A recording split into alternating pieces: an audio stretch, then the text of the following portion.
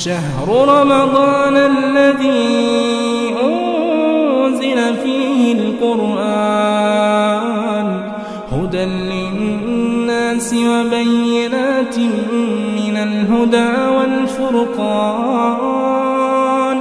فمن شهد منكم الشهر فليصمه ومن كان مريضا أو على سفر فعدة من أيام أخر. بسم اللہ الرحمن الرحیم. قرآن حکیم کے پہلے پارے کی تفسیر کا خلاصہ پیش خدمت ہے. الحمد للہ رب العالمین. الحمد کیا مطلب؟ حمد کا پوری زندگی پڑھتے رہتے ہیں، کچھ سمجھ میں آتا نہیں. الحمد کیا مطلب؟ حمد کا مطلب ہے وصف المحمود بالکمال مع المحبت والاجلال. یہ حمد کی تعریف ہے. کیا مطلب؟ جس کی آپ تعریف کر رہے ہیں اسے آپ کمال سے متصف کریں، جس میں محبت بھی ہو اور تعظیم بھی ہو. نہیں سمجھے؟ جیسے اللہ تبارک و تعالی اپنی ذات میں کامل ہے، یعنی اس کی ذات کامل ہے. اللہ اپنی صفات میں کامل ہے، یعنی اس کی صفات کاملہ ہے. اللہ اپنے افعال میں کامل ہے. تو یہ جو کہہ رہے ہیں آپ ذات میں کامل ہے، صفات میں کامل ہے، افعال میں کامل ہے، تو گویا اللہ محمود ہے جس کی آپ تعریف کر رہے ہیں، اسے آپ کمال سے متصف کر رہے ہیں کہ وہ اپنی ذات میں کامل ہے، اپنی صفات میں کامل ہے، اپنے افعال میں کامل ہے. ہمارا حال کیا ہے؟ ہماری ذات ناقص ہے، ہماری صفات ناقص ہیں، ہمارے افعال ناقص ہیں. اور یہ جو آپ کمال سے متصف کر رہے ہیں اس میں محبت ہونی چاہیے اور تعظیم ہونی چاہیے. اگر محبت اور تعظیم نہیں ہے تو یہ حمد نہیں ہے، مدح ہو جائے گا. مدح معنی بھی تعریف ہوتا ہے. تو حمد کا مطلب ہوا وصف المحمود بالکمال مع المحبت والاجلال. رب کس کو کہتے ہیں؟ کہتے یا ربی، اے میرے رب. کیا مطلب رب کا؟ اس کا مطلب بھی سمجھ نہیں. رب مجتمع فیہ ثلاثۃ اوصاف، جس کے اندر 3 صفتیں جمع ہو وہ رب ہے. کون کون سی صفت ہونا؟ ایک تو خالق کل شیء، ہر چیز کا پیدا کرنے والا ہو. دوسرے المالک لکل شیء، ہر شے کا مالک ہو. نمبر 3 المدبر لجمیع الامور، اپنی مشیت کے مطابق تمام چیزوں کو جاری کرنے والا ہو. جو چیز جاری کرے اس کی مشیت کے مطابق ہو. المدبر لجمیع الامور. تو خالق کل شیء، تمام چیز کا خالق ہو. المالک لکل شیء، ہر چیز کا مالک ہو. اور تیسرے المدبر لجمیع الامور، تمام چیزوں کو اپنی مشیت کے مطابق چلانے والا ہو تو اسے رب کہتے ہیں. تو جس کے اندر یہ 3 اوصاف جمع ہوں اسے رب کہتے ہیں. اور جس کے اندر ان 3 صفتوں میں سے کوئی ایک صفت بھی نہ ہو تو اسے رب نہیں کہا جا سکتا. جی عالمین، یہ عالم کی جمع ہے. عالم کسے بولتے ہیں؟ کل ما سوی اللہ فهو عالم. اللہ کے علاوہ جتنی بھی چیزیں ہیں سب عالم ہیں. عالمین کا مطلب سمجھ آئے؟ اللہ کو چھوڑ کر کے جتنی بھی چیزیں ہیں. کل ما سوی اللہ فهو عالم، اس کی جمع عالمین ہے. اللہ کے سوا جتنی بھی چیزیں ہیں سب کی سب عالم کے دائرے میں آتی ہیں، سب عالمین ہیں. تو الحمدللہ رب العالمین. الرحمن الرحیم، رحمان کسے کہتے ہیں؟ رحیم کسے کہتے ہیں؟ رحمان کہتے ہیں ذو الرحمت الواسعہ. دیکھو رحمان یہ فعلان کے وزن پر ہے، اور فعلان کا وزن جب عربی میں کسی صفت کو لیے ہوتا ہے تو اس کا مطلب ہوتا ہے صفت کی انتہا ہو گئی ہے. جیسے کہا جائے انا جوعان، میں بھوکا ہوں، تو بھوکا کا مطلب I am dying of hunger، میں بھوک سے مر رہا ہوں، یعنی بھوک کی آخری ڈگری پر ہوں، یعنی اب اس کے بعد بھوک کی کوئی ڈگری نہیں ہے. جگر انا شبعان، میں آسودہ ہوں، I have no room in my stomach، پیٹ میں بالکل جگہ نہیں ہے، یعنی میں بالکل آسودہ ہوں. تب کہا جاتا شبعان، تب کہا جاتا جوعان، اسی وزن پر رحمان. یعنی رحمت کی جتنی ڈگریز ہوتی ہیں سب اللہ پر ختم ہے، رحمت سے بھرا ہوا ہے. تو ذو الرحمت الواسع، رحمت سے بھرا ہوا. اور میں کہوں کہ کائنات کے کسی ذرے پر سے ایک لمحے کے لیے اللہ تبارک و تعالیٰ کی رحمت کا سایہ ہٹ جائے تو اگلے لمحے اس ذرے کی بقا کی کوئی گارنٹی نہیں دی جا سکتی، فنا ہو جائے گا. کائنات کا ہر ذرہ جو باقی ہے وہ اللہ کے رحم کی وجہ سے. تو ذو الرحمت الواسعہ، بہت زیادہ وسیع رحمت والا، رحمت سے بھرا ہوا. اچھا اب رحمت سے بھرا ہوا ہے، رحیم کس کو کہتے ہیں؟ رحمت کو پہنچانے والا، ذو الرحمت الواصلہ. تو الرحمن کا مطلب بہت زیادہ رحمت والا، وسیع رحمت والا، اور رحیم کا مطلب اس رحمت کو پہنچانے والا. ایک بھائی صفت اس کی ہے رحمان، اور ایک اس رحمت کو، اس صفت کو پہنچا رہا ہے. تو رحمان ہے وسیع رحمت والا، اور رحیم ہے اس رحمت کو لوگوں تک، کائنات کے ذرے ذرے تک پہنچانے والا. یہ مطلب ہے رحمان کا اور رحیم کا. تو ذو الرحمت الواسعہ الرحمن، اور ذو الرحمت الواسعہ الرحیم. مالک یوم الدین، بدلے کے دن کا مالک ہے. پتہ یہ چلا دنیا میں جو لوگ کر رہے ہیں جو کچھ، ان کے کرتوتوں کا ایک دن حساب کتاب لیا جانا ہے اور انہیں حساب و کتاب دینا ہے. تو بدلے کے دن کا مالک ہے. آپ سوال کر سکتے ہیں کہ دنیا میں اب مالک نہیں ہے، وہ کیا بدلے کے دن کا مالک ہے؟ نہیں، مطلب یہ ہے کہ دنیا میں اللہ تعالیٰ نے انسانوں کو اور دیگر جانداروں کو عارضی ملکیت دے رکھی ہے. تبھی تو کہتے ہیں یہ میرا گھر ہے، یہ میرا بیٹا ہے، یہ میرا مال ہے، یہ میری دکان ہے. تو ملکیت ہے نا، لیکن یہ عارضی ملکیت ہے. قیامت کے دن یہ عارضی ملکیت بھی کسی کے پاس نہیں رہے گی، ننگے سب کھڑے ہوں گے، کپڑا بھی بدن پر نہیں ہوگا. کائے کی ملکیت؟ یوم لا تملک نفس لنفس شیئا والامر یومئذ للہ. پوری کی پوری ملکیت اللہ کے ہاتھ میں، وہاں عارضی ملکیت بھی کسی کے پاس نہیں ہوگی. یا تو میری دکان، میرا مکان وغیرہ وغیرہ. وہاں تو بدن پر کپڑا بھی نہیں ہوگا، سارے کے سارے لوگ ننگے کھڑے ہوئے ہوں گے، چاہے مرد ہوں چاہے عورت. یہ مالک یوم الدین کا مطلب ہے. اور ایاک نعبد و ایاک نستعین، ہم تیری ہی عبادت کرتے ہیں. یہی مطلب ہے لا الہ الا اللہ کا. لا الہ الا اللہ کا مطلب کیا؟ نہیں ہے کوئی معبود برحق سوائے اللہ کے.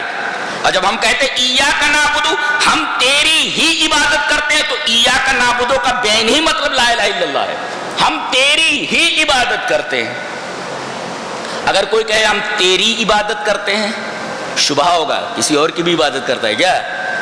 ہم تیری بھی عبادت کرتے ہیں، یعنی دوسرے کی عبادت کر رہا ہے اور اس کے ساتھ اللہ کی بھی عبادت کر رہا ہے.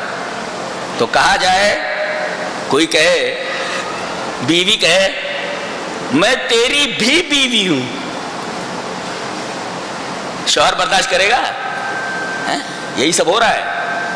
ایاک نعبد کے اندر یہی کہا جائے ہم تیری ہی عبادت کرتے ہیں. لوگ کیا کہہ رہے ہیں؟ عورتیں کیا بولے؟ میں تیری بھی بیوی ہوں. یہی سب چل رہا ہے آج. یہ مشرک یہی بولتا ہے، میں تیری بھی عبادت کرتا ہوں. مسجد میں آئے گا تو اللہ کے سامنے سجدہ کرے گا، اور کسی آستانے کے اوپر جائے گا، یہ جبین نیاز وہاں بھی خم کر دے گا. اس جبین کی کیا قیمت رہے گی، کیا ویلیویشن رہے گی؟ ایاک نعبد کا مطلب ہی نہیں سمجھا وہ.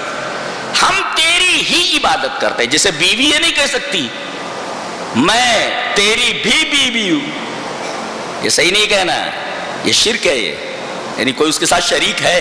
ایاک نعبد کا مطلب ہم تیری ہی عبادت کرتے ہیں. یہ لا الہ الا اللہ کا مطلب ہے.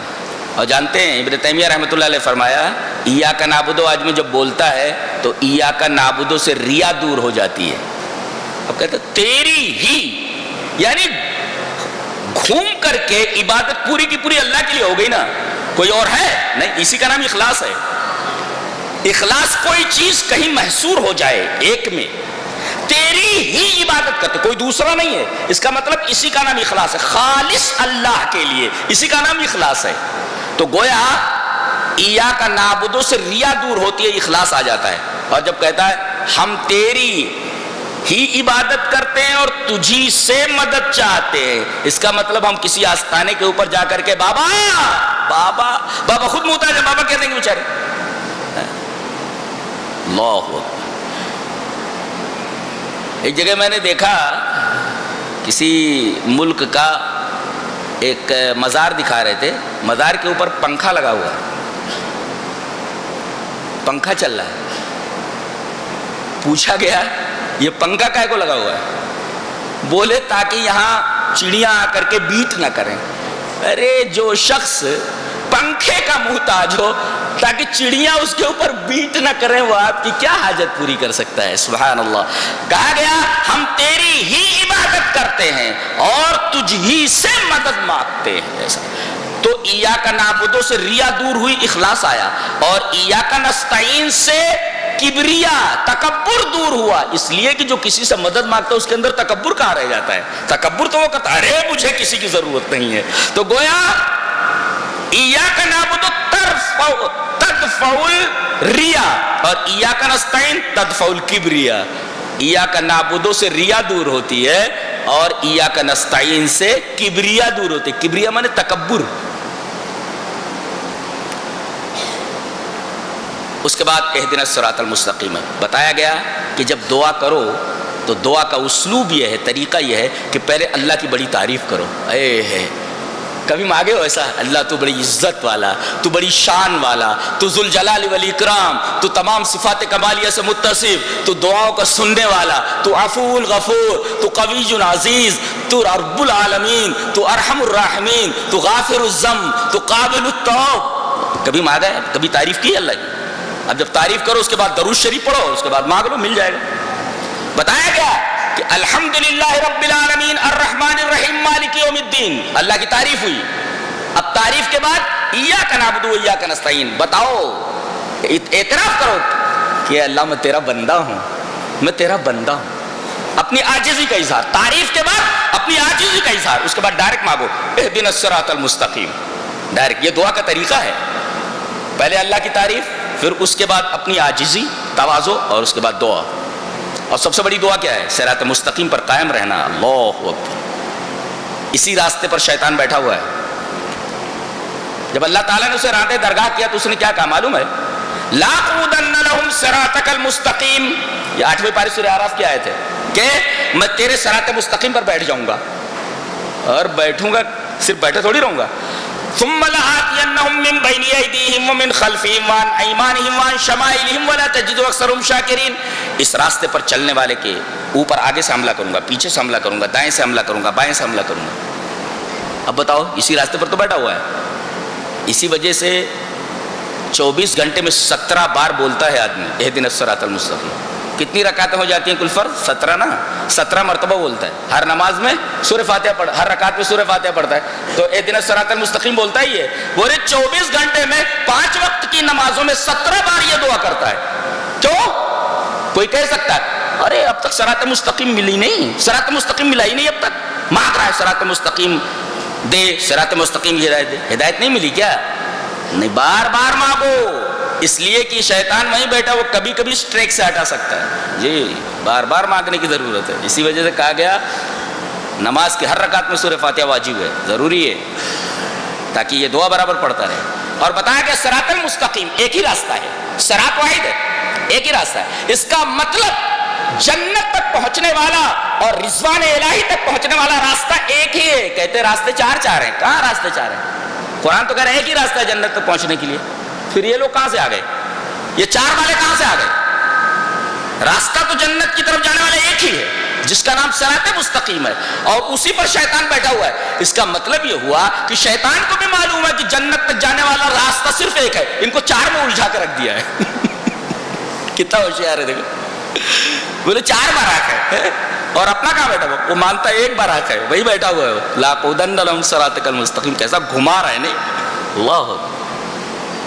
جب رات درگاہ کیا گیا تو آدم علیہ السلام نے دعا مانگی، ربنا ظلمنا، ربوبیت کے حوالے سے، یہی ہے الحمدللہ رب العالمین، یہ ربوبیت ہے۔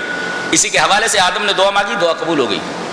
اب دیکھا کہ آدم کی دعا قبول ہو گئی، اس نے بھی دعا مانگی، میرے رب میں بھی ایک دعا مانگتا ہوں، مجھے قیامت تک زندہ رکھ۔ اللہ تعالیٰ نے کہا تیری بھی دعا قبول کر لی گئی، قیامت تک زندہ رہے گا تو۔ آدم علیہ السلام اور حوا علیہ السلام نے بھی دعا مانگی ربنا کے ذریعے، دعا قبول ہو گئی، اور شیطان نے بھی ربے کے ذریعے دعا مانگی، دعا قبول ہو گئی۔ یہ دیکھو، یہ کہہ رہا اے میرے رب، اور دنیا کو بتا دیا کہ بغیر وسیلے کی دعا نہیں مانگنی چاہیے، بغیر وسیلے کی دعا قبول نہیں ہوتی، اور ڈائریکٹ اللہ سے مانگ رہا ہے۔ یہ کتنا ہوشیار ہے، دیکھو کتنا ہوشیار ہے، کتنا چالاک ہے، خود ڈائریکٹ اللہ سے دعا مانگ رہا ہے، رب میرے رب، درمیان میں کسی کو وسیلہ نہیں بنا رہا ہے، اور دنیا کے تمام لوگوں کو وسیلوں پر کھڑا کر رکھا ہے اس نے کہ بغیر وسیلے کی دعا قبول نہیں ہوتی۔ کیسا چالاک ہے نہیں، اللہ۔ اس کے بعد سورہ بقرہ ہے، سورہ بقرہ میں کہا گیا کہ اس کتاب کے اندر کوئی شک نہیں ہے، اللہ اکبر۔ دنیا میں کوئی بھی آدمی کتاب لکھتا ہے تو عذر پیش کرتا ہے، ایکسکیوز کرتا ہے، انسان ہوں، میری کتاب میں غلطی ہو سکتی ہے، لہذا کہیں کسی کو غلطی نظر آئے تو برائے مہربانی مجھے بتائیں کہ غلطی کہاں ہے، اگلے ایڈیشن کے اندر اس کا ازالہ کر لیا جائے گا۔ لیکن اس کتاب کے اندر کہا گیا ہے کوئی ایکسکیوز نہیں ہے، ڈائریکٹ کہا گیا اس کتاب کے اندر کوئی شک نہیں ہے، کوئی غلطی ہے ہی نہیں اس کے اندر۔ یہ دنیا کی واحد کتاب ہے جس کا دعویٰ ہے جس کے اندر کوئی غلطی نہیں ہے۔ دنیا کی جتنی بھی کتاب آپ پڑھیں، ہر کتاب کے اندر غلطی رہتی ہے، لیکن یہ واحد کتاب ہے جو بولتی ہے ڈائریکٹ ذالک الکتاب لا ریب فیہ، اس کتاب کے اندر کوئی شک نہیں ہے۔ اور شک نہیں بول رہا ہے، وہ ریب بول رہا ہے۔ ریب اور شک میں فرق ہے۔ شک کسے بولتے معلوم ہے؟ ہاں یا نہ، دونوں کا پلڑا برابر رہے، زید گیا نہیں گیا، جتنا گیا اتنا نہیں گیا، دونوں کا رجحان بالکل برابر ہے، ترازو کے دونوں پلڑے برابر ہیں، یس یا نو کے بالکل برابر ہیں، یس یا نو، گیا یا نہیں گیا، تو اس کو کہتے ہیں شک۔ سمجھ میں آیا؟ شک کسے کہتے ہیں کہ رجحان کے دونوں اطراف برابر ہوں، دیٹ از کالڈ شک۔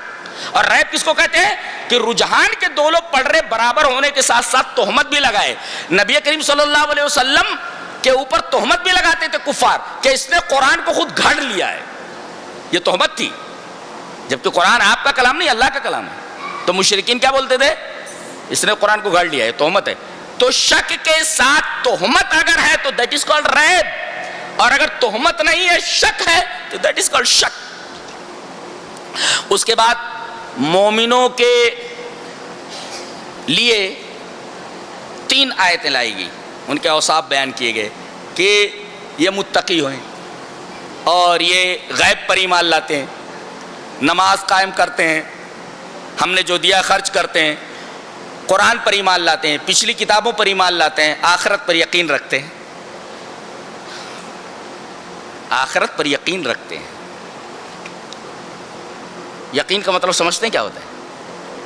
یقین کا مطلب ہوتا ہے کہ هو العلم التام لیس فیہ ادنی شک، علم مکمل ہو جس کے اندر ذرہ برابر شک نہ ہو، دیٹ از کالڈ یقین۔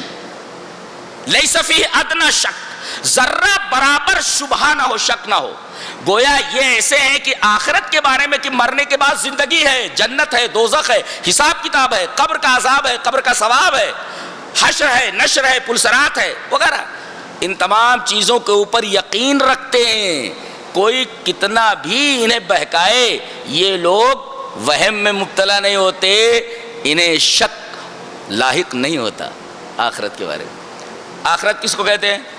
بعد میں آنے والا، یہ دنیا کے مقابلے میں، دنیا جو ابھی ہے اور آخرت دنیا کے مقابلے میں جو بعد میں آنے والی ہے۔ آخرت مانے بعد میں آنے والی، اور دنیا کس کو بولتے ہیں؟ یہ جو ابھی ہے، پریزنٹ ہے۔ دنیا مانے قریب اور آخرت مانے بعید، دور ہے جو۔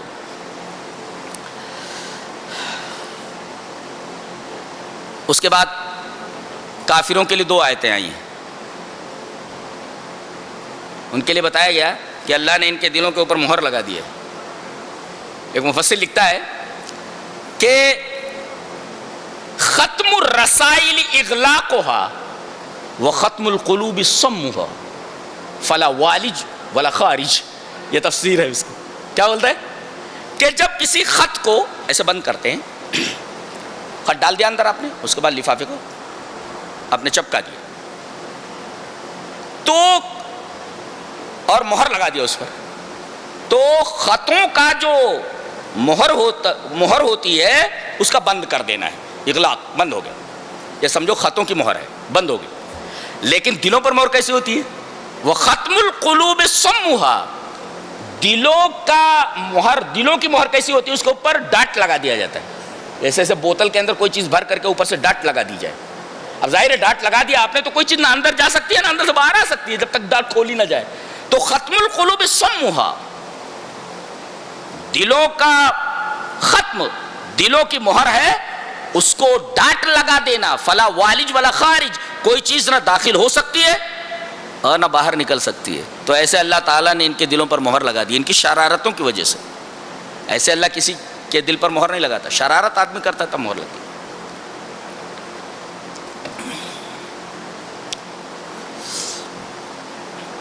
اس کے بعد یہ کہا جا رہا ہے وَمِنَ النَّاسِ مَن يَقُولُ آمَنَّا بِاللَّهِ. کیا بولتے ہیں؟ یہ منافقین کے بارے میں. تو مومنوں کے لیے 3 آیتیں، کافروں کے لیے 2 آیتیں اور منافقین ان کے لیے 13 آیتیں. گویا کہ انسانوں کی کل 3 قسمیں ہیں. دنیا میں جتنے بھی انسان ہیں وہ 3 قسم کے ہوتے ہیں، یا تو ایمان والا مومن، یا بالکل اس کے مقابل میں انکار کرنے والا کافر، اور ایک بیچ کا. نہ وہ مومن ہوتا ہے اور نہ وہ کافر ہوتا ہے. وہ ظاہر کرتا ہے کہ میں مسلمان ہوں اور اندر سے کافر ہوتا ہے. یہ بیچ کا. ایسے دنیا میں بھی انسان 3 طریقے کے ہوتے ہیں، مذکر، مؤنث اور مخنث. یہ منافق کسی مخنث کی ہجڑے کی طرح ہوتا ہے، جی جی مخنث کی طرح ہوتا ہے. اب مومن کے لیے 3 آیتیں، کافروں کے لیے 2 آیتوں میں بس، اور منافقین کے لیے 13 آیتیں. یاد رہے گا، 3 2 13. تیسری قسم کے لیے 13 آیتیں ہیں. سب سے پہلے کہا گیا کہ ان کی ایک خرابی یہ ہے وَمِنَ النَّاسِ مَن يَقُولُ آمَنَّا بِاللَّهِ وَبِالْيَوْمِ الْآخِرِ وَمَا هُمْ بِمُؤْمِنِينَ. یہ کہتے ہیں بعض منافق کہ ہم اللہ پر ایمان لائے اور آخرت پر ایمان لائے، لیکن یہ ایمان لانے والے نہیں ہیں. ایک مفسر لکھتا ہے کہ العبرۃ بالافعال لیس بالاقوال فقط. اعتبار افعال کا ہے، کام کا ہے، قول کا نہیں ہے. قول کا نہیں ہے، صرف آدمی منہ سے بول دے بس کافی ہے. اعتبار فعل کا ہے، اعتبار قول کا نہیں ہے. آپ بول دے. اللہ تبارک و تعالیٰ اعتبار فعل کا کرتا ہے. کہتے نہیں ہیں کام پیارا ہوتا ہے، چام پیارا نہیں ہوتا. بولتے کام کرو آپ. تو العبرۃ بالافعال، اعتبار کاموں کا ہے، صرف اقوال کا نہیں. یہ لوگ صرف بولتے تھے، کرتے نہیں تھے. تو آدمی بولے کچھ کرے کچھ، تو یہ منافق کی صفت رکھنے والا آدمی ہے. ایسا ہے. اس کے بعد فرمایا گیا فی قلوبہم مرض، ان کے دلوں میں مرض ہے. یہاں تھوڑا ٹھہر کر ہم اس کی وضاحت کرنا چاہتے ہیں. ان کے دلوں میں بیماری ہے. ایک مفسر لکھتا ہے کہ جب کسی آدمی کو بخار ہوتا ہے، کوئی مرض لاحق ہوتا ہے، تو کھانوں کا ذائقہ علی خلاف ما ہوا ہوتا ہے. یعنی اگر میٹھی چیز رہتی ہے تو اسے کڑوی لگتی ہے، یعنی ذائقہ الگ ہو جاتا ہے کھانے کا بیماری کی وجہ سے. ایسے ہی منافق کے دلوں میں مرض ہے. یہ حق کو باطل دیکھتے ہیں اور باطل کو حق دیکھتے ہیں.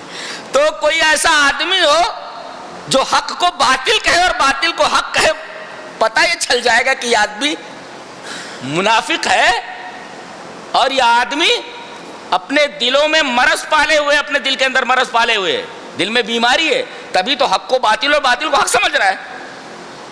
اور کہتے پہچانے کیسے کہ دل صحیح ہے یا دل علیل ہے، بیمار ہے؟ کیسے پہچانے؟ بتایا گیا کہ اگر دل خیر کا ارادہ کرتا ہے، بھلائی، تو سمجھو دل صحیح ہے، تندرست ہے، اور اگر برائی کا ارادہ کرتا ہے تو سمجھ لو دل بیمار ہے۔ اور اگر یہ دیکھو کہ دل حق کو باطل سمجھ رہا ہے، دل بیمار ہے، اور اگر حق کو حق سمجھ رہا ہے تو دل صحیح اور سلیم ہے۔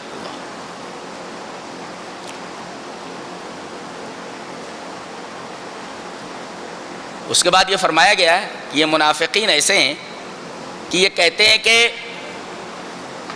ہم اصلاح کرنے والے ہیں، قرآن کہتے ہیں فسادی ہیں، اور یہ کہتے ہیں ہم اصلاح کرنے والے ہیں۔ دنیا میں بہت سارے ایسے لوگ ہیں جو کہتے ہیں کہ ہم مصلح ہیں، اصلاح کرنے والے ہیں، حالانکہ وہ اصلاح کرنے والے نہیں ہوتے، در حقیقت وہ افساد کرنے والے ہوتے، فسادی ہوتے ہیں۔ ایک مفسر نے کہا لیس کل من یدعی الاصلاح فہو مصلح، جو آدمی اصلاح کا دعویٰ کرے ضروری نہیں کہ وہ مصلح بھی ہوتا ہے۔ یا تو دیکھو منافقین دعویٰ کر رہے ہیں نا ہم اصلاح کرنے والے ہیں، لیکن حقیقت میں مصلح ہے کیا؟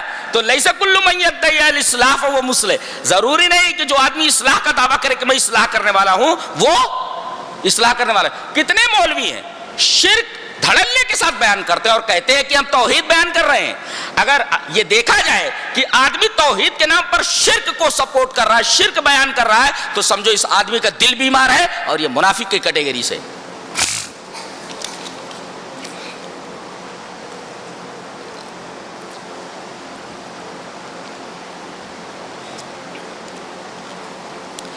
اس کے بعد کہا گیا یا ایھا الناس اعبدوا ربکم الذی خلقکم والذین من قبلکم لعلکم تتقون۔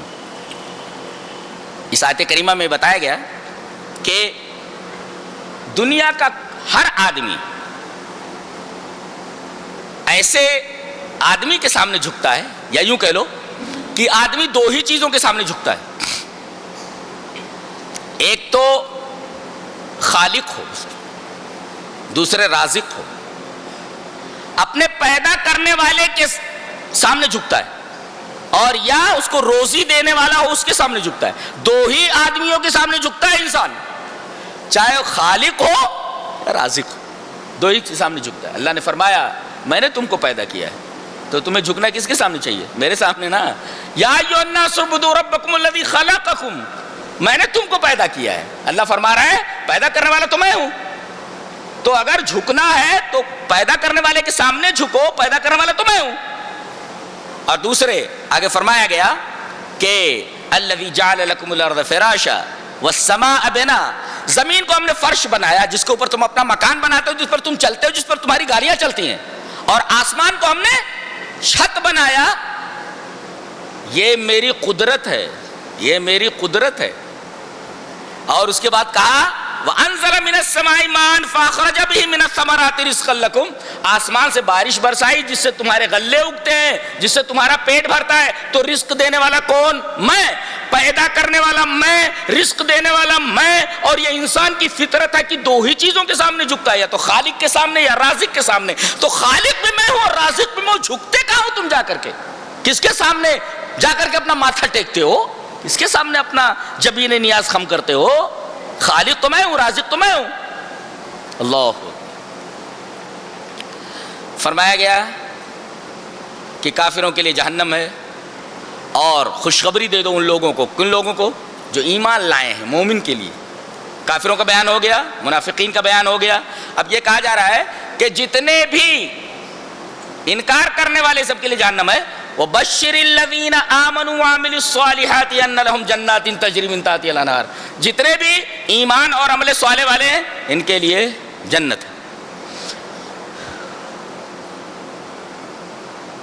ایک بات اور کہی گئی وَأُعِدَّتْ لِلْكَافِرِينَ، یہ جہنم جو ہے نا یہ کافروں کے لیے تیار کی گئی ہے۔ اس سے ایک مفسر نے ایک بڑا اچھا نکتہ نکالا ہے کہ یہاں کہا گیا ہے کہ اعدت للکافرین، جہنم کو کافروں کے لیے تیار کیا گیا ہے۔ اس کا مطلب اگر کوئی توحید والا جہنم میں گیا اپنے برے عملوں کی وجہ سے تو ہمیشہ جہنم میں نہیں رہے گا، اسے ایک دن نکال دیا جائے گا، اس لیے کہ کافروں کے لیے تیار کی گئی ہے، اہل توحید کے لیے نہیں۔ کوئی اہل توحید اس کے اندر نہیں رہے گا، سب کو نکال دیا جائے گا۔ لیکن ضروری ہے کہ آدمی توحید کے ساتھ اس دنیا سے جائے۔ کہاں ہے توحید کس کے پاس؟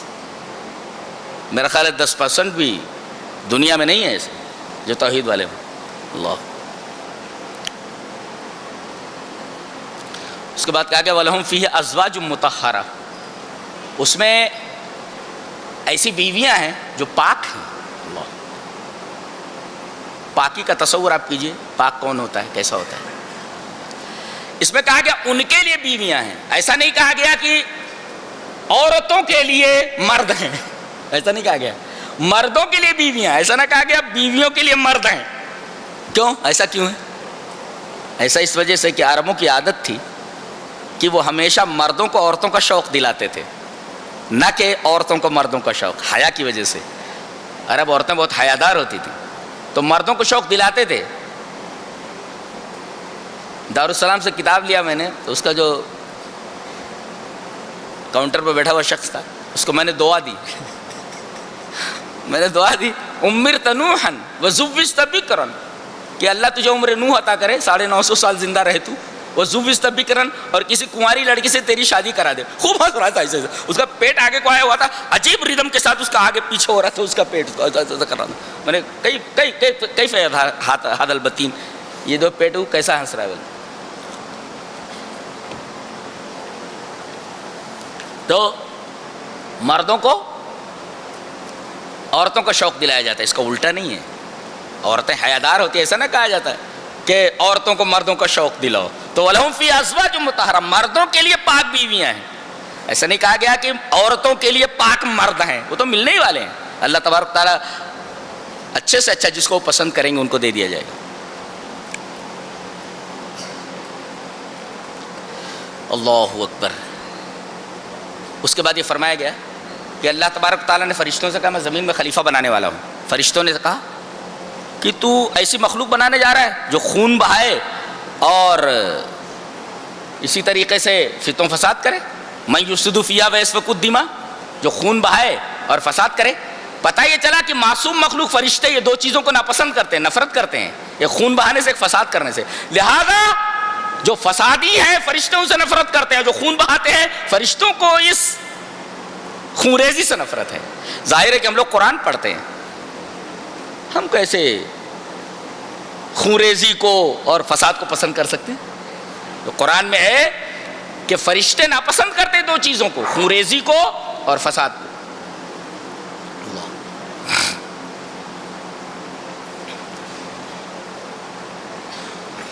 اس کے بعد کہا گیا آدم کو جنت میں ڈال دیا گیا حوا کے ساتھ، ان کی بیوی کے ساتھ. کہا گیا یا آدم اسکن انت وزوجک الجنہ وکلا منہا رغدا حیث شئتما.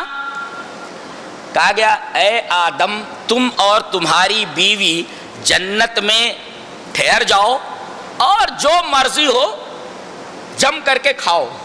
ایک مفسر لکھتا ہے کہ متطلبات الحیات الکریمہ، ایک اچھی زندگی کے تقاضے کیا ہوتے ہیں، ڈیمانڈز کیا ہوتے ہیں. ایک اچھی زندگی کی ڈیمانڈ کیا ہو سکتی ہے؟ بولے 3 چیزیں، ایک تو گھر، السکن، اور دوسرے الزواج، اچھی بیوی، اور تیسرے لقمۃ الحریہ، آزادی کے ساتھ آدمی کو لقمہ مل جائے. یہ 3 چیزیں جس کو مل جائے قرآن حکیم کہتا ہے وہ سکون میں ہے. کیا کتاب ہے نہیں، سبحان اللہ. کیا متطلبات الحیات الکریمہ، اچھی زندگی کے تقاضے اور ڈیمانڈز کیا؟ 3، مکان ہو، زواج، بیوی اچھی ہو، اور تیسرے لقمۃ الحریہ، آزادی کے ساتھ آدمی لقمہ اپنے حلق کے نیچے اتار سکتا ہو. یہ تینوں چیزیں اگر مل گئی تو سمجھو اسے ایک بہترین زندگی عطا کر دی گئی، دے دی گئی.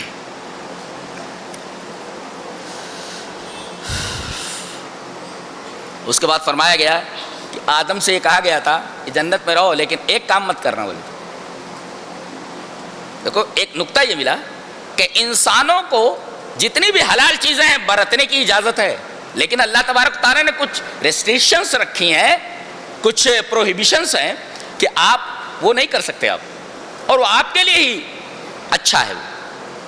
جن چیزوں کو استعمال کرنے کے لیے کہا گیا وہ آپ کے لیے اس میں آپ کے لیے فائدے ہیں، اور جن چیزوں سے روکا گیا ان سے رک گئے تو آپ ہی کے لیے فائدے. اس میں اللہ کا کیا فائدہ ہونے والا؟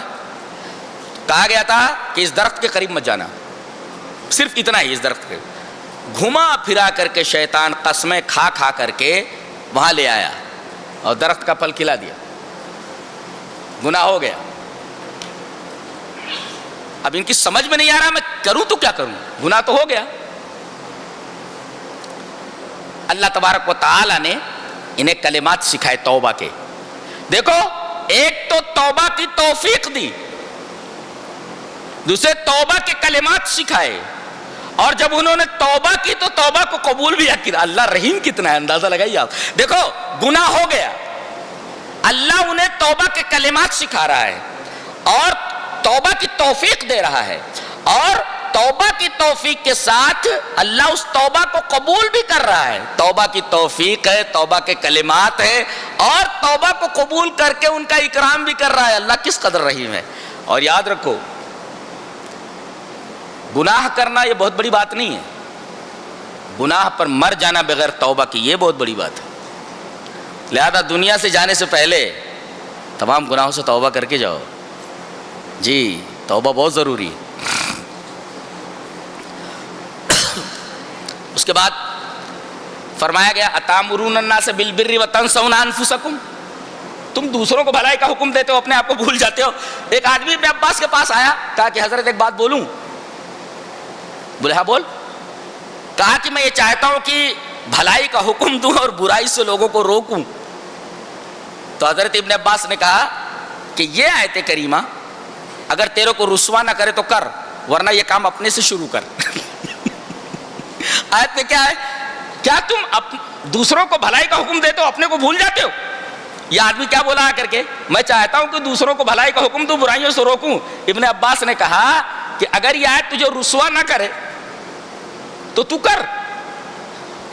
اگر تو ایسا آدمی ہے جو برائی کر رہا ہے اور اس کے بعد لوگوں کو برائیوں سے روکنے کے لیے بولا ہے, اگر یہ آیت تجھے رسوا نہ کرے تو کر, ورنہ فبدا بنفسک, تو یہ آیت اپنے اوپر منطبق کر اور اپنے سے اس کام کو شروع کر کہ پہلے تو سدھر جا, تو اچھا ہو جا پہلے. اس کے بعد کہا گیا کہ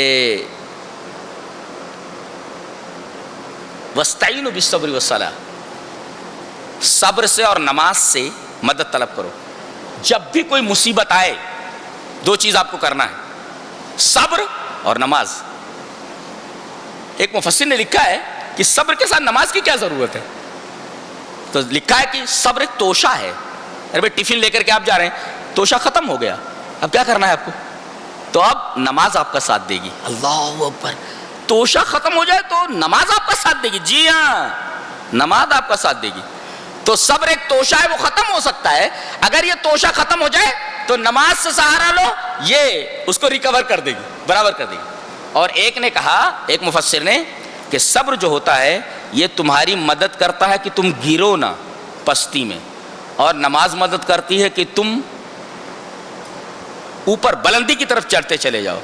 تو صبر تم کو نیچے نہیں گرنے دیتا اور نماز تم کو بلندی کی طرف لے جاتی ہے. لہذا اگر نیچے نہ گرنا ہو اور بلندی کی طرف سفر کرنا ہو تو دو چیزیں آپ کو کرنی ہے, صبر اور نماز. وَاسْتَعِينُوا بِالصَّبْرِ وَالصَّلَاةِ, نیچے اگر نہ گرنا ہو اور بلندی کی طرف جانا ہو تو ان دونوں چیزوں کو پکڑ لو. بلندی کی طرف جاؤ گے, نیچے نہیں گرو گے, یہ بتایا گیا. کہا گیا کہ نماز جو ہوتی ہے نا ایک شخص کے اوپر بھاری نہیں پڑتی, ورنہ نماز بھاری پڑتی ہے لوگوں کے اوپر. کون لوگ ہوتے؟ خشوع والے. خشوع جیسے نماز ہوتا ہے, نماز کے اندر خشوع خضوع ہونا. اب نماز کے اندر خشوع خضوع کا کیا مطلب ہے؟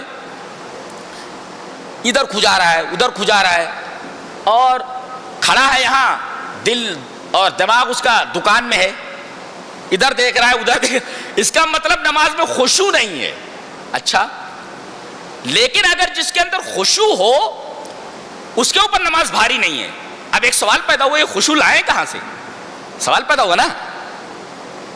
نماز بھاری ہے لوگوں پر, مگر جن کے پاس خشوع ہے ان کے اوپر نماز بھاری نہیں ہے. اب سوال پیدا ہوا کہ ہم خشوع لائے کہاں سے؟ جواب دیا گیا, الذین یظنون انہم ملاقو ربہم وانہم الیہ راجعون. یہ تصور کرو کہ ایک دن اللہ کے سامنے کھڑے ہونا ہے, اللہ سے ملاقات کرنا ہے اور اسی کی طرف جانا ہے. اگر یہ تصور رہے کہ ایک دن رب کے سامنے کھڑا ہونا ہے تو خشوع تو ویسے پیدا ہو جائے گا.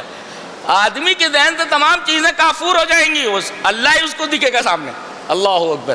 تو خشوع اگر پیدا کرنا ہو تو ایک ہی طریقہ ہے, تصور یہ کرو کہ ہمیں ایک دن رب سے ملاقات کرنا ہے. الذین یظنون انہم ملاقو ربہم وانہم الیہ راجعون. اللہ اکبر.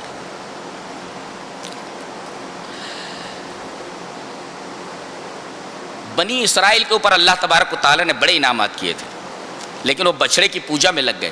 اللہ تبارک و تعالیٰ نے غضب میں آ کر کے کہا کہ اس کا کفارہ یہ ہے کہ ایک دوسرے کو قتل کرو، تم اللہ خون بہا دو ایک دوسرے کا، اتنا بڑا گناہ کر چکے تم۔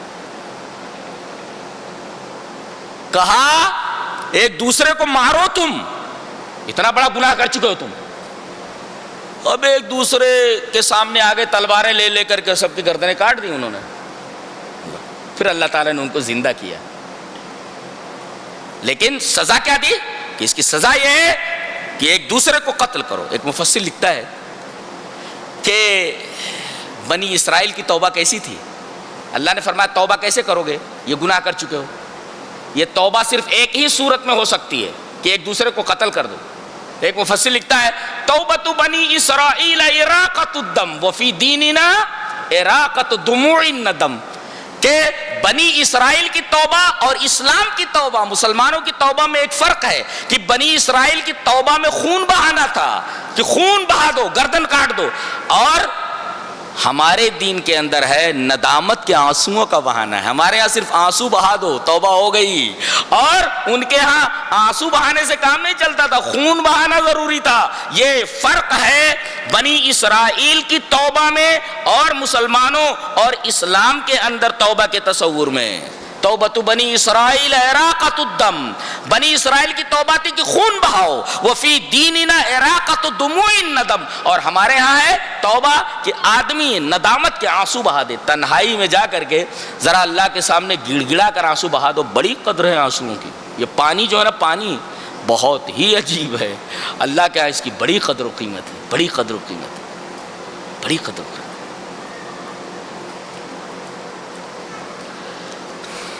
کہا گیا فَاقْتُلُوا أَنفُسَكُمْ، اوکے کیوں؟ فَتُوبُوا إِلَىٰ بَارِئِكُمْ فَاقْتُلُوا أَنفُسَكُمْ، اپنے رب سے توبہ کرو اور ایک دوسرے کو قتل کرو۔ توبہ کا طریقہ کیا تھا؟ منڈی کاٹ دینا، گردن کاٹ دینا، ایک دوسرے کو مار دینا۔ اور ہمارے ہاں کیا ہے؟ توبہ کا طریقہ کیا ہے؟ ندامت کے آنسو بہا دو، میرے رب غلطی ہو گئی، میں اپنے تمام گناہوں پر نادم اور شرمندہ ہوں، میرے رب مجھے معاف کر دیتا۔ وہ تو کہتا دنیا بھر کے برابر تم گناہ لے کر کے آؤ اور میرے سامنے رو پڑو، میں گناہ سارے کے سارے بخش دوں گا، میں پرواہ نہیں کرتا بولتے اللہ حدیث میں لا ابالی، میں پرواہ نہیں کرتا ہوں۔ اور اللہ کو کس کی پرواہ ہے؟ گناہ کرنے والا کتنے ہی بڑے بڑے گناہ کر چکا ہو، اللہ فرما رہا میں اسے بخش دوں، میں پرواہ نہیں کرتا، آئی ڈونٹ کیئر۔ اللہ فرما رہا آئی ڈونٹ کیئر، معاف کر دیا میں نے اس کو۔ مجھ سے کون پوچھنے والا؟ کس کی اوقات؟ تو کون مجھ سے پوچھنے والا؟ مجھ سے تو پوچھے گا، تیری اوقات کیا ہے؟ مجھ سے پوچھے گا تو؟ زندگی بھر گناہ کرنے والے آدمی کو میں بخش دیتا ہوں، تو کون؟ ترم خان کون تو؟ لا یسأل عما یفعل وهم یسألون، اللہ سے نہیں سوال کیا جائے گا، لوگوں سے سوال کیا جائے گا۔ اللہ سے کون سوال کرے گا؟ غلام کی کیا مجال کہ آقا کے سامنے منہ کھول سکے، سوال کر سکے۔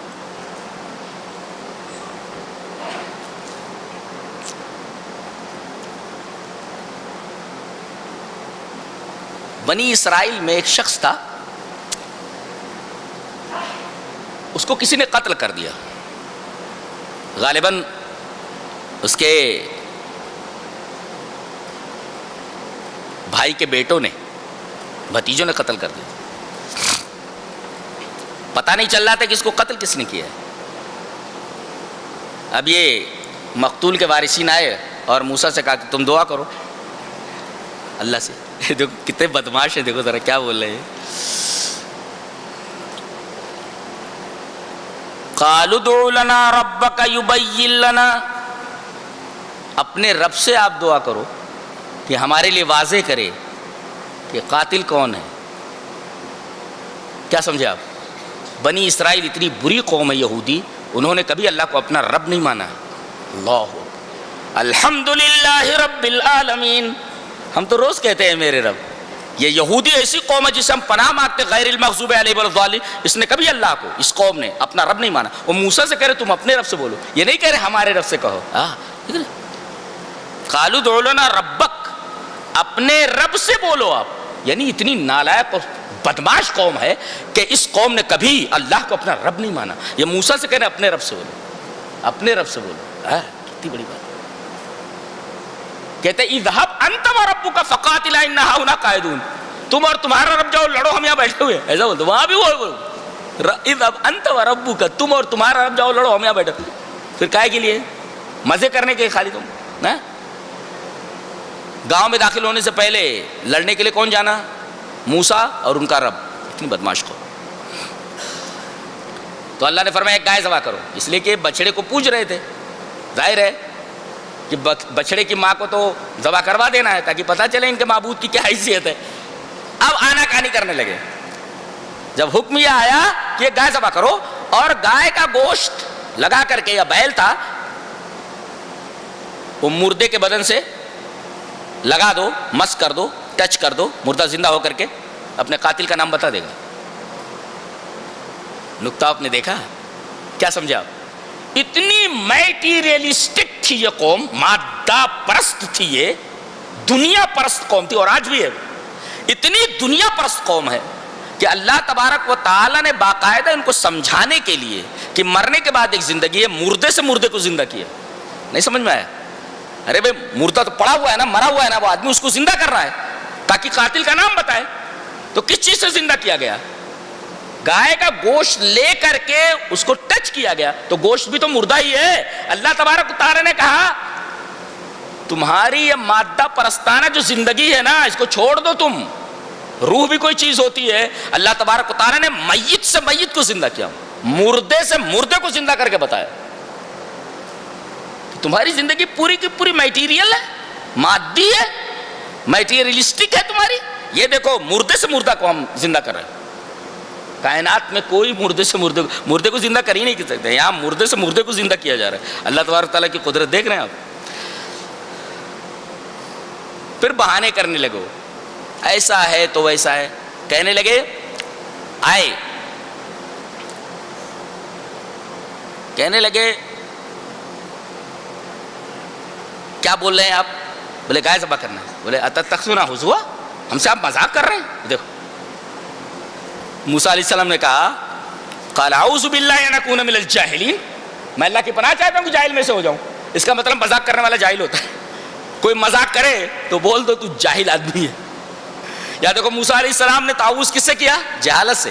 جہالت سے اللہ کی پناہ چاہنی چاہیے. اور نبی کریم صلی اللہ علیہ وسلم میں کس سے پناہ چاہیے؟ تعوذ بعلم لا ينفع، ایسے علم سے آپ نے اللہ کی پناہ چاہیے جو فائدہ نہ دے. اس کا مطلب جو مذاق کرتا ہے وہ جاہل ہوتا ہے. کہہ رہے آپ مذاق کر رہے ہیں؟ مذاق؟ میں مذاق کیوں کروں گا؟ میں جاہل تھوڑی ہوں. کہنے لگے ایک بات بتا دیں، ذرا واضح کر دیں، گائے کا رنگ کیسا ہونا چاہیے؟ ما لونہا، کلر کیا ہو؟ دعا کہ اللہ پوچھ رہے ہیں کلر کیسا ہونا چاہیے اس گائے کا. اللہ نے فرمایا چٹکیلا رنگ ہونا چاہیے، دیکھنے والوں کو اچھی لگے. فاقع لونہا تسر الناظرین. پھر پوچھتے ہیں ایک شبہ اور ہے گائے کے بارے میں. کہا کہ کیا؟ کہا کہ وہ جوان ہو کہ بوڑھی ہو. ارے حکم تھا کوئی بھی گائے ذبح کر دو اللہ کے بندو. اب یار بڈھی ہو کہ جوان ہو؟ بولے بیچ بیچ کی ہو. اب چلو رنگ کیسا ہو؟ بولے فاقع چٹکیلا رنگ ہو، دیکھنے والوں کو اچھے لگے. پھر آتے ایک شبہ اور ہے، اسی وجہ سے کہا گیا زیادہ سوال کر مت کیا کرو. بہت زیادہ کثرت سوال کی وجہ سے قوم گمراہ ہو چکی ہے. یہ کثرت سوال کرنے والے. کہا ایک سوال اور ہے. کہا کہ کیا؟ کہا کہ کیا بول رہے ہیں یہ ہل چلی ہوئی ہو کہ ہل چلی ہوئی نہ ہو. انا للہ و انا الیہ. بولے ہل چلی ہوئی ہو کہ ہل چلی ہوئی نہ ہو. جیسے جیسے یہ سوال کرتے گئے احکامات سخت ہوتے گئے. خریدا انہوں نے. بعض لوگ کہتے ہیں کہ خریدنے کے لیے جب گئے تو ایسی گائے ملی کہ پوری بنی اسرائیل کی عورتوں کے زیورات بک گئے، اتنی قیمت میں وہ گائے ملی. تو کثرت سوال سے احکامات پہ سختی آ جاتی.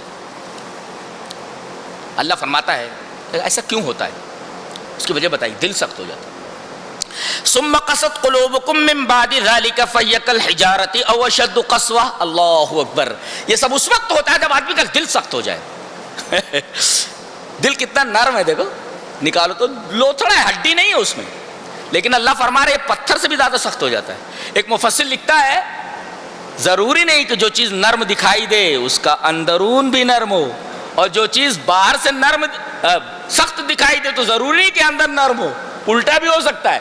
جو چیز ظاہر میں سخت دکھائی دے ضروری نہیں کہ وہ اندر سے بھی سخت ہو۔ پتھر کو دیکھیں، پتھر باہر سے کتنا سخت دکھ رہا ہے لیکن اندر سے اللہ بول رہا ہے نرم ہے یہ، بلکہ دل اس کے مقابلے میں سخت ہے۔ اگر سختی پر آئے یہ دل نرم دکھائی دیتا اس کو ہاتھ میں ایسے لے سکتے ہو، ہڈی نہیں ہے۔ اللہ فرما رہا ہے پتھر سے بھی زیادہ سخت ہو سکتا ہے۔ تو اللہ فرما رہا ہے کوئی ایسا نرم دکھائی دے ضروری نہیں کہ جو ظاہر میں نرم ہو وہ اندر سے بھی نرم ہو، اندر سے سخت ہو سکتا ہے، لہذا چیک کر لیا کرو، چیک کر لو۔ اس لیے کہ ظاہر میں اگر نرم نظر آ رہا ہے تو ضروری نہیں کہ باطن میں بھی نرم ہو، لہذا چیک کر لو کہ کیسا ہے ہو۔ اس لیے کہ پتھر کو دیکھو، دل کو دیکھو کتنا نرم ہے، لیکن پتھر سے بھی زیادہ سخت ہو جاتا ہے۔ اللہ فرما رہا ہے، اللہ کہتے ہیں ایک بعض لوگ گناہ کرتے ہیں وَأَحَاطَتْ بِهِ خَطِيئَتُهُ، غور سے سنو اس کو، گناہ کرتے کرتے گناہ ایسا ہوتا ہے گناہ اس کو چاروں طرف سے گھیر لیتے، احاطہ کر لیتے۔ وَأَحَاطَتْ بِهِ خَطِيئَتُهُ، احاطہ، وہ جو دائرہ ہوتا ہے نا، دائرہ سمجھتے ہیں نا، پڑھتے ہو ان وچ کلاس ڈو یو ریڈ، کس میں پڑھتے ہو؟ 6th ان وچ؟ پڑھو، محنت کرو بھائی، مسلمان بچوں کو بہت ضرورت ہے پڑھنے کی۔ ہمارے یہاں نرسری میں ہمارے اسکول میں پڑھایا جاتا ہے KG میں دائرہ۔ which shape is this? The circle. This line is called the diameter, half line is called the radius expressed by r.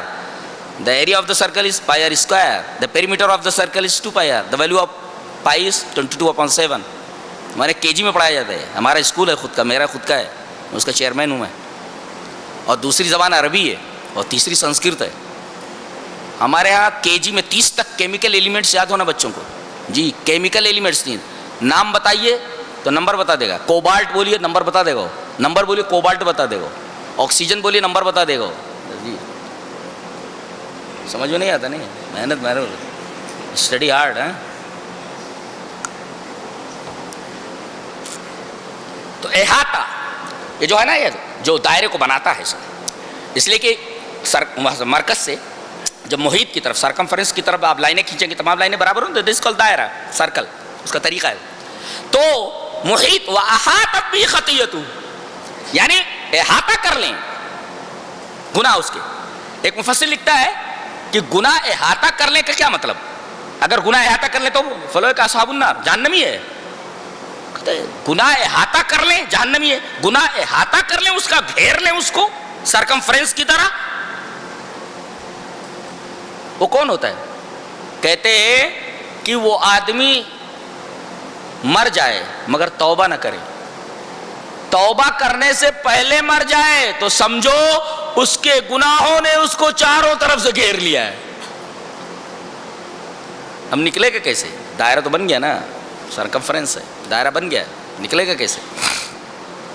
اس کے بعد انسانیت کا ایک اصول بیان کیا جا رہا ہے، وَقُولُوا لِلنَّاسِ حُسْنًا، ہر ایک آدمی سے خوش اخلاقی سے پیش آؤ۔ جی اس میں جنس نہیں بیان کی گئی، کالا ہو گورا ہو، کہاں کا رہنے والا ہو کہاں کا رہنے والا نہ ہو، لون رنگ نہیں بتایا گیا، گورا ہو کالا ہو، جنس نہیں بتایا گیا کہاں کا ہو، اور اسی طرح دین نہیں بتایا گیا کہ کس مذہب کا ہو۔ یہ انسانیت ہے، ہر ایک سے چاہے وہ غیر مسلم ہی کیوں نہ ہو خوش خلقی سے پیش آؤ۔ آپ کا بیہیویئر بہت ہی اعلیٰ قسم کا ہونا چاہیے، حسین ہونا چاہیے، اور والدین کے ساتھ حسن سلوک کرو، والدین کے ساتھ حسن سلوک کرو۔ کسی نے کہا ہے، مجھے بڑا اچھا لگا، شاید آپ کو بھی پسند آئے، کہ ماں یہ کہتی ہے کہ میرے بچے نے آج کھایا کیا ہے، اور باپ یہ کہتا ہے میرا بچہ زندگی میں کھائے گا کیا ہے۔ یہ فرق ہوتا ہے، جی جی جی یہ فرق ہوتا ہے۔ جانتے ہیں کہ محبت کیوں ہوتی ہے؟ احسان کی وجہ سے ہوتی ہے۔ ہاں نہیں سمجھا؟ محبت کیوں کرتا ہے آدمی؟ پہلے بچہ ماں سے محبت کرتا ہے، کیوں؟ اس لیے کہ وہ دیکھتا ہے کہ احسان یہی کر رہی ہے، دودھ پلا رہی ہے، کھلا رہی ہے، سلا رہی ہے، اپنا جو ہے گیلے میں سو رہی ہے، مجھے سوکھے میں سلا رہی ہے، تو اس سے بہت محبت کرتا ہے۔ دیکھو احسان یہ سبب ہے محبت کا۔ اور جب بڑا ہوتا ہے دیکھتا ہے باپ ہر قدم پر اس کی مدد کر رہا ہے، پیسہ نہیں ہے کسی سے قرض لے کر کے دے رہا ہے کہ پڑھائی کا نقصان نہ ہو, بچے کو کوئی تکلیف نہ ہو, بیمار ہے رات بھر نیند نہیں آتی اس کو, کہیں سے بھی پیسہ جوڑ کر کے لاتا ہے. تو ماں یہ دیکھتی ہے کہ میرے بچے نے آج کھایا کیا, باپ یہ دیکھتا ہے کہ میرا بچہ زندگی بھر کیا کھائے گا. یہ فرق ہوتا ہے ماں اور باپ میں. تو دونوں احترام کے قابل ہیں, دونوں احسان کے, احسان ہی محبت کا سبب ہے. وہ بالوالدین احسانا, والدین کے ساتھ احسان حسن سلوک کرو. کیوں؟ اس لیے کہ وہ احسان کر رہے ہیں تمہارے اوپر. احسان یہ محبت کا سبب ہے. جی کسی پرندے کے ساتھ احسان کر دو تم سے محبت کرنے لگے. جی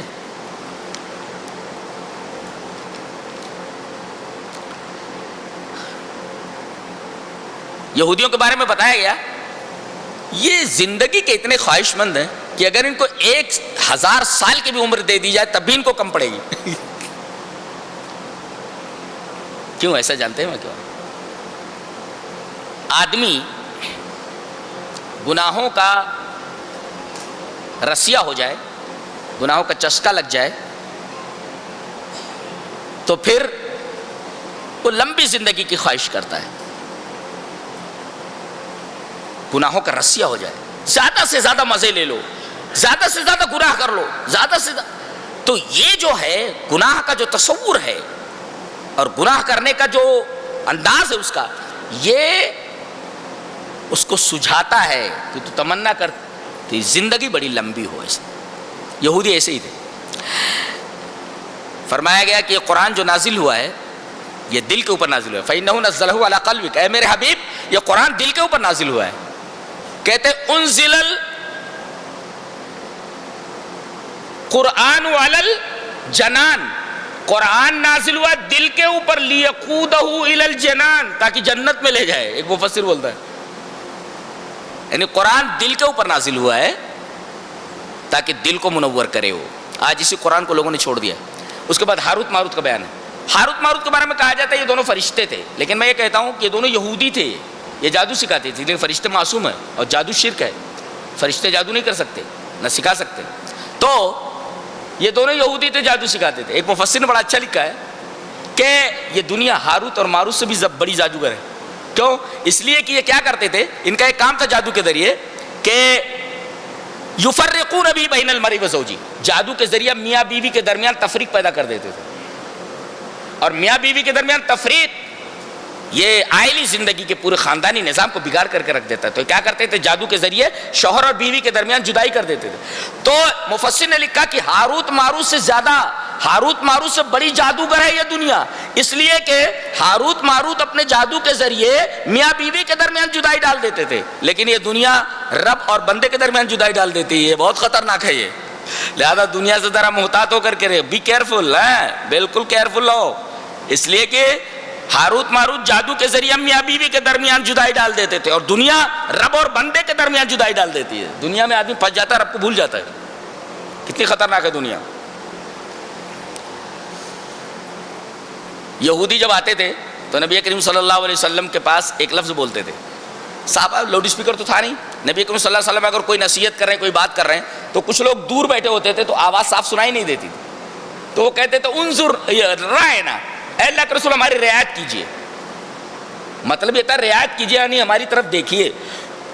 ان بدماشوں نے کیا کیا, یہودیوں نے اس کو تھوڑا کھینچ کر کے بولنا شروع کیا. رائنا, رائنا ایسا بولتے تھے. ہمارے چرواہے, رائی مانے چرواہا, شیفرڈ کے معنی میں, اے ہمارے چرواہے. تو اللہ تبارک و تعالیٰ نے ان کی چال کو دیکھا کہ اس لفظ کو بگاڑ کر کے میرے نبی کی توہین کر رہے ہیں, تو اللہ تبارک و تعالیٰ نے کہا کہ یہ لفظ مت بولے کرو, رائنا مت بولو, اس لیے کہ دوسرے لوگ اس سے غلط فائدہ اٹھا رہے ہیں. انظر نہ بولو, اے اللہ کے رسول ہماری طرف دیکھیے. نقطہ یہ ملا, اگر کسی صحیح کام سے کوئی بڑی خرابی پیدا ہو رہی ہو تو یہ صحیح کام نہیں کرنا چاہیے. دیکھ رہے ہیں آپ, کوئی صحیح کام آپ کرنے والے ہوں لیکن اس صحیح کام سے کوئی بڑا فتنہ پیدا ہونے والا ہو تو یہ صحیح کام چھوڑ دینا چاہیے. اللہ نے فرمایا وَلَا تَسُبُّوا الَّذِينَ يَدْعُونَ مِن دُونِ اللَّهِ, کہ تم لوگ ان لوگوں کے معبودوں کو برا بھلا نہ کہو جو اللہ کے علاوہ دوسروں کی عبادت کرتے ہیں. کیوں؟ اگر ان کو برا بھلا کہو گے تو مجھے برا بھلا کہیں گے. دیکھ رہے ہیں آپ. تو صحیح بات اگر کسی بڑے فتنے کو جنم دینے والی ہو تو صحیح بات کو روک لینا چاہیے, نہیں بولنا چاہیے.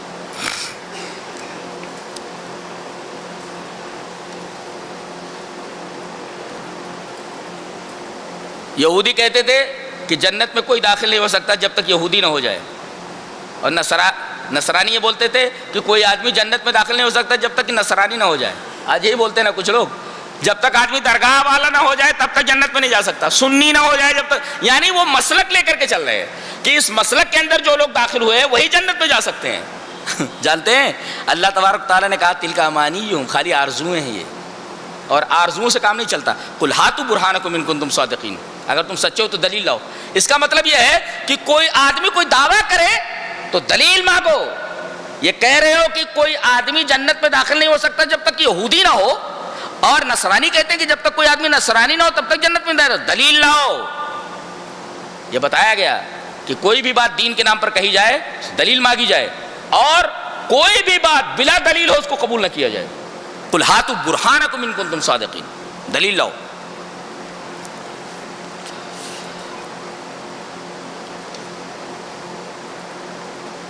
اس کے بعد یہ کہا جا رہا ہے تلک امۃ قد خلت لها ما کسبت ولکم ما کسبتم ولا تسألون عما كانوا يعملون۔ یہ امت تھی، ایک گزر گئی، تم سے تمہارے عملوں کے بارے میں پوچھا جائے گا اور ان سے ان کے عملوں کے بارے میں پوچھا جائے گا۔ وہ تمہارے عملوں کے ذمہ دار نہیں اور تم ان کے عملوں کے ذمہ دار نہیں۔ یہ دو مرتبہ وہی آیت ریپیٹ کی گئی، پہلا پارہ اسی آیت پر ختم ہو رہا ہے اور اس سے پہلے ہی صفحے کے اندر وہی آیت پہلی ریپیٹ کی گئی ہے۔ کیوں؟ یہ ذہن نشین کرانے کے لیے کہ کوئی نسبت کام آنے والی نہیں ہے کہ ہم انبیاء کے خاندان کیسے بخش دیے جائیں، ہم کسی ولی کے خاندان کے اس طرح بخش دیے جائیں۔ آدمی کو اس کا عمل ہی آگے بڑھا سکتا ہے، اگر اس کا عمل اسے پیچھے کر دے تو نسب اور خاندان اس کو آگے نہیں کر سکتا۔ اللہ ہمیں نیک عمل اور اچھی سمجھ کی توفیق عطا فرمائے۔ وآخر دعوانا الحمدللہ رب العالمین۔